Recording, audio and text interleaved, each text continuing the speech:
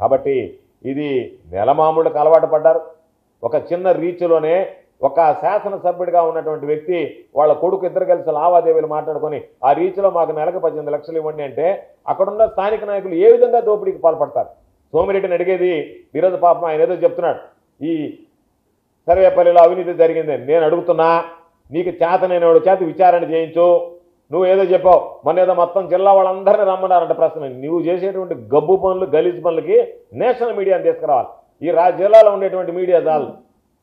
ఎందుకంటే ఈ జిల్లాలో ఉండే మీడియా మాట్లాడినా కూడా జిల్లా అధికారులు పట్టించుకునేటువంటి పరిస్థితి లేదు, రాష్ట్ర స్థాయిలో ఉండేటువంటి అధికారులు పట్టించుకునేటువంటి పరిస్థితి లేదు. మీకు లైసెన్స్ ఇచ్చి వదిలేసినట్టుగా దోపిడీకి తయారైంది. కాబట్టి నువ్వు చెప్పేవన్నీ జరిగాయి అనేటువంటి కల్పన, వాస్తవాలు లేవు, ఆధారాలు లేవు. ఇదిగో మేము వాస్తవాల ఆధారాలతో సహా ఈ 2 బండ్లు పోలీస్ స్టేషన్కి తీసుకొని రాత్రి పెట్టించారు గ్రామస్తులు. వాటి మీద ఎటువంటి చర్య తీసుకుంటారో తెలియదు. బహుశా నేను అనుకోవడం వాటిని వదిలేని కూడా వదిలేయచ్చు, లేదనుకుంటే మొక్కబడిగా ఏదో పెనాల్టీ వేసి పంపించేయచ్చు. అంతే తప్ప అసలు దౌర్జన్యం ఎవరు చేశారు, ఎవరు తీసుకెళ్లారు?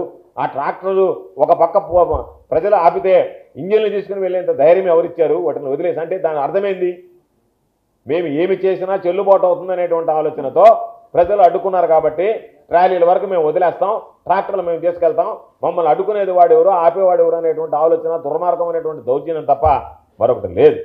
కాబట్టి నేను అనేక సందర్భాల్లో చెప్పా, అనేక సందర్భాల్లో మరలా చెప్తున్నా, ఈరోజు ఈ సర్వేపల్లి నియోజకవర్గంలో ఎన్నడూ లేనటువంటి అవినీతి జరుగుతుంది. ఎవరికి గ్రావెల్, ఇసుక, బూడిదని దోచుకున్నటువంటి శాసనసభ్యుడు ఎవరు లేరు. ఏపీ జెన్కో ప్రభుత్వ రంగ సంస్థ, దానిలో అనేక సందర్భాల్లో చెప్పా, చంద్రబాబు నాయుడుని విచారణ జరిపించమని డిమాండ్ చేశాం. బల్కర్కి ₹1,00,000 ఎక్కడ 16 బల్కర్లకు 16 లక్షల రూపాయలు ప్రతి నెల వసూలు చేస్తున్నారు. రియల్ ఎస్టేట్ వ్యాపారులు అయితే వణికిపోతున్నారు. సర్వేపల్లి నియోజకవర్గం చుట్టుపక్కల ఎక్కడన్నా వేయాలంటే కారణం ఏమిటంటే, మీరు నాకు మామూలు ఇస్తే నుడా అప్రూవల్ ఉన్నా, నియమ నిబంధనల ప్రకారం వేయాలన్నా మీరు మాకు మామూలు ఇచ్చి తీరాల్సిందే, లేకపోతే కుదరదు. ఒక పక్క గ్రావెల్, ఒక పక్క ఇసుక. కాబట్టి ఈ స్థాయిలో ఇంత పెద్ద ఎత్తున దోపిడీ ఎన్నడూ జరిగినటువంటి పరిస్థితులు లేవు.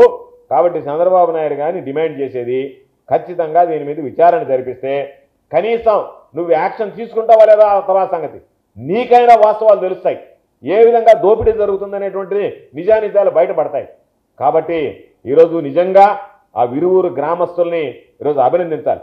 ధైర్యంగా కేసులకు దడవకుండా బెదరకుండా వెళ్ళి, ఇదిగో మేము అడ్డుకునేదే, మాకు సంబంధించినటువంటి సంపదను మీరు దోచుకునే దానికి లేదు అని చెప్పి ధైర్యంగా వాళ్ళు నిలబడి ఈరోజు వీటన్నిటిని కూడా అడ్డుకొని, ఈరోజు చూస్తే సంఘం బ్యారేజ్కి సంబంధించినటువంటిది లైటింగ్, ఇరువురు రీచ్